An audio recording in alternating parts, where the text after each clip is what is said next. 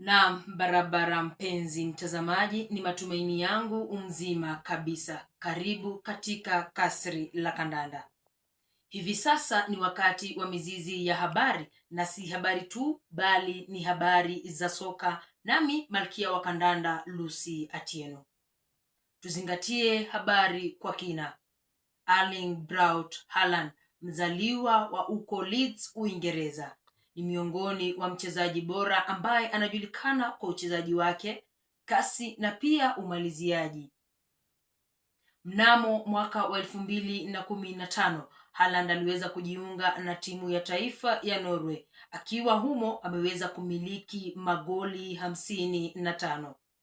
Baadaye alijiunga na klabu cha Bundesliga cha Dortmund Borussia.